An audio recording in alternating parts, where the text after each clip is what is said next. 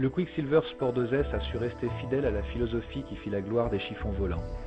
Un concept simple, un poids réduit, aucune soudure, des toiles démontables, bref, 35 ans d'évolution pour en arriver à une voilure double surface, des haubans rigides, une roulette de nez directrice.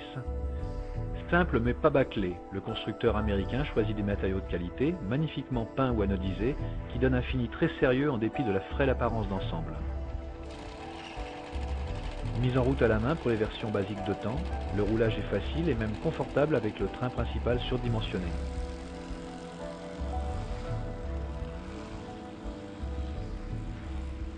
Équipé d'un moteur Rotax 582 et d'une hélice bipale Woodprop, le Sport 2S décolle en quelques mètres.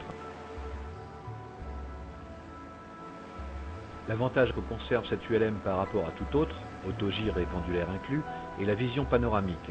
On est confortablement installé dans des sièges matelassés reposant sur quelques tubes et on profite du paysage en toute liberté. Notons qu'avec une masse à vide inférieure à 200 kg, l'équipage n'est pas limité en corpulence.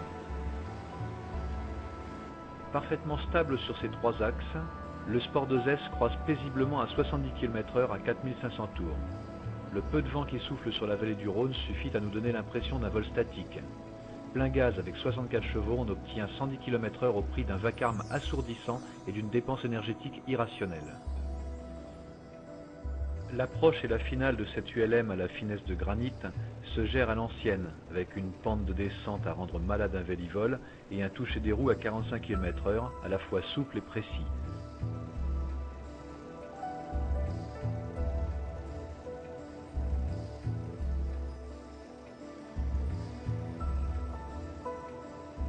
Bien sûr, ce genre de machine aussi facile que véloce est idéalement prédestiné aux pilotes qui veulent exercer leur adresse sans risque et à moindre coût.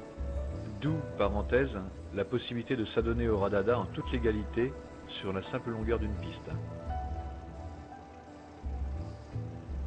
Il faudra prévoir un garde-boue sur la roue avant pour les pistes humides, à défaut de quoi on sera trempé ou couvert de boue. Le Sport 2S s'avère être un appareil désopilant à mettre entre toutes les mains. Il bénéficie d'une fabrication soignée et de bonne qualité de vol. Son comportement en air agité est sain et homogène à défaut d'être réactif.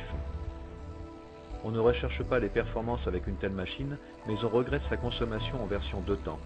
Certains ont choisi le moteur japonais HKS 700E, moins gourmand, mais reprochent cette fois le manque de pêche. Reste qu'à un peu plus de 20 000 €, cette machine démocratise le pilotage et donne énormément de plaisir.